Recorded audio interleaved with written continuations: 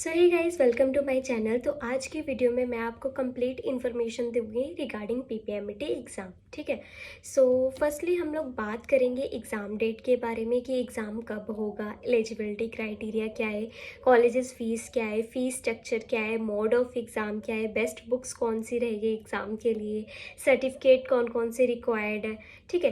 तो सबसे पहले हम लोग बात करते हैं एग्ज़ाम डेट की। एग्ज़ाम जो है मोस्ट प्रोबेबली जो है आपका जून में होगा।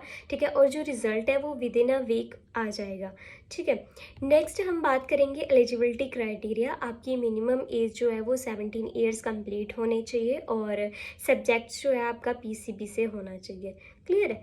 नेक्स्ट हम लोग बात करेंगे कॉलेजेस की। देखो, पंजाब में टोटल नर्सिंग कॉलेजेस जो है वो 120 है और जो गवर्नमेंट मेडिकल कॉलेजेस है वो 10 है।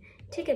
अब हम लोग बात करेंगे कि फ़ीस कितनी है। ठीक है। जो एप्लीकेशन फ़ीस है वो ओबीसी और जनरल स्टूडेंट के लिए 45-40 है और एससी और एसटी स्टूडेंट्स के लिए 27-20 रुपीज़ है। ठीक है। अब हम लोग रिजर्वेशन की बात करेंगे। एससी स्टूडेंट्स के लिए 25%, बीसी स्टूडेंट्स के लिए 10%, बॉर्डर और या स्टूडेंट के लिए 2%, फिजिकली डिसेबल्ड स्टूडेंट्स के लिए 5%, स्पोर्ट्स पर्सन के लिए 1%। ठीक है।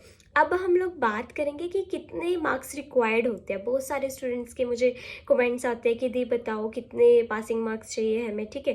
देखो, जो जनरल स्टूडेंट्स हैं उनको 40 परसेंटाइल एटलीस्ट चाहिए। ठीक है। और जो एससी ओबीसी स्टूडेंट्स हैं उनको 40 परसेंटाइल, जनरल पीडब्ल्यू के लिए 45 परसेंटाइल और जो हमारे पास जनरल पीडब्ल्यूडी है उनको 45 परसेंटाइल चाहिए और जो एससी एसटी स्टूडेंट्स हैं पीडब्ल्यूडी उनको 40 परसेंटाइल। अब हम लोग बात करेंगे फ़ीस नर्सिंग कॉलेजेस में। ठीक है। देखो, जो गवर्नमेंट कॉलेजेस है उसमें 55K के अराउंड फ़ीस है और जो प्राइवेट कॉलेजेस है उनमें 70K के अराउंड फ़ीस है। ठीक है। ये जो फ़ीस है प्राइवेट कॉलेजेस की, ये कॉलेज टू कॉलेज वेरी करती रहती है। क्लियर है। अब मैं आपको बताऊंगी सबसे इम्पोर्टेंट चीज़ आज की वीडियो की, दैट इज़ कि हम फ्री में बीएससी नर्सिंग कैसे कर सकते हैं। ये सिर्फ गवर्नमेंट कॉलेजेस के लिए नहीं है, प्राइवेट कॉलेजेस में भी जो है हम फ्री में बीएससी नर्सिंग कर सकते हैं। वो कैसे?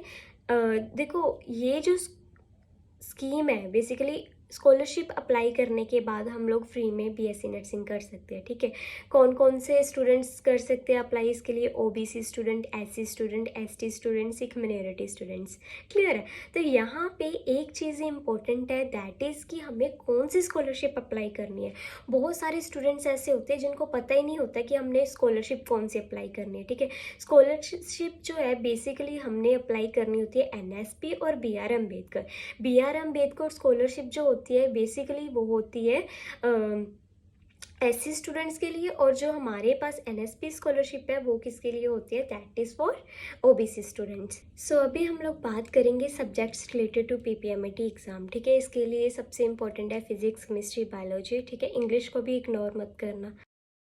तो अब हम लोग बात करेंगे बेस्ट बुक्स की। ठीक है। बेस्ट बुक देखो, पीपीएमटी की एज इट इज़ तो कोई बुक नहीं है, लेकिन आप यूपीसीएनईटी की बुक प्रेफर कर सकते हो। इंग्लिश के लिए मैं बुक बता देती हूँ, नर्सिंग एप्टीट्यूड और इंग्लिश वाली बुक आप प्रेफर कर सकते हो। ठीक है।